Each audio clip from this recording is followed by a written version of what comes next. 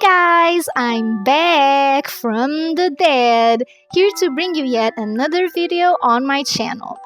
This video will have speed paints of recent redraws I've made throughout the month, so I hope you enjoy watching my process. While this footage is going, I will be talking about my favorite female characters in anime and how they are so important. I'll be covering my reasons on why they are my favorites and my overall opinion on how females are portrayed in anime. The first one I'll be mentioning is Sailor Moon, aka Usagi Tsukino from Sailor Moon. For me, she's one of the most important female characters in anime because of her development as a character and how she grew through the anime. In the beginning, she's very childish, insecure, and doesn't really know what she wants, and almost gives up instantly after becoming Sailor Moon. Thanks to Luna and the other sailors, she finally gets the courage and motivation to keep going and defeat evil while finding more about her past self and how her life was before she became Usagi. All the female cast in Sailor Moon is important and diverse, therefore being one of my favorite magical girl anime. I could see a lot of myself on Usagi growing up, since I'm both a huge crybaby and a huge fan of food, especially sweets and snacks, while also being a little bit clumsy. I know for a fact that despite Sailor Moon being a magical girl anime, it did tackle topics like mental illness, abuse, how girls try to look perfect to appeal to the people they like, how girls struggle with weight, and their choices on clothing and makeup.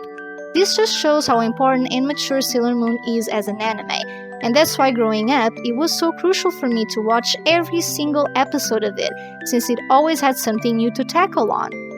Even in terms of romance, and how it can be very realistic. We can see that on the relationships between Tuxedo Mask and Sailor Moon, and Haruka and Michiru. Every character in the anime is different from one another, and have different views and opinions on different topics. All of them are different, and even the female villains are interesting. We can see that on the duality between Chibi Moon and Wicked Lady. They're total different opposites, but the same person all in one.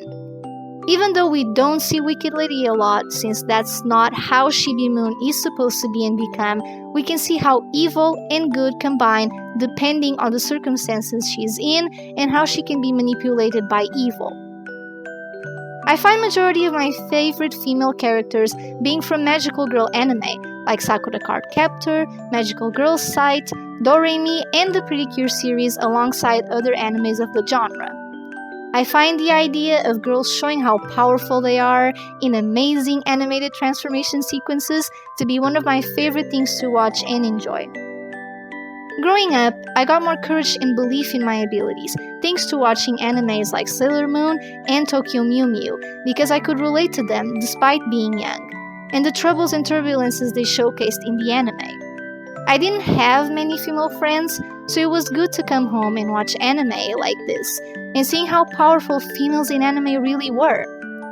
I found Madoka Magica when I was in 5th grade, by the time my bullying started, and even though it's a dark magical girl anime, I could see the struggles they were going through and how they kept going with their lives, despite the challenges, as a way for me to think more positively about my situation. I used to watch anime as an escape from my problems, and as a way of coping with how lonely I felt. Thanks to that, I always had something to talk about with my best friends at the time, and it also gave me inspiration to draw a lot more than I used to. I don't find magical girl anime to be childish, but I find them as a way of showcasing females in other ways than they are shown in shoujo and shonen anime. It's almost a push to prove how amazing girls can be and how powerful they are, no matter if they're in a more dark and disturbing anime or a go-lucky, happy and colorful one. Of course, I have many waifus like Yumeko, Yuno, Kuroneku, Shampoo, Ginko, Tsuyu, Yohane, and many more, and if you know some of these characters, you can see how different they are in terms of personality, and that's what makes them so unique. I won't talk about it in detail on all of them, but I do know that females in anime have a strong role if they're done right. I know some anime portray females as only being the love interest or being there for fan service, but I usually can't watch the anime if the characters in them are not interesting or have a distinct personality. Blunt characters never made it for me, and they might not be bad, but they don't have an impact which causes me to lose interest easily. I love how Ghibli Studios and even Disney portray some of their female characters and female main protagonists, and that's a big reason why I look up to these studios' works. Overall, I'm a big fan of powerful women in anime, and every female deserves to be appreciated regardless of how dark their past is or how bad they can seem, because if they have reasons for it, like Wicked Lady and other female antagonists in anime, we can see both dark and light sides shine through on anime series.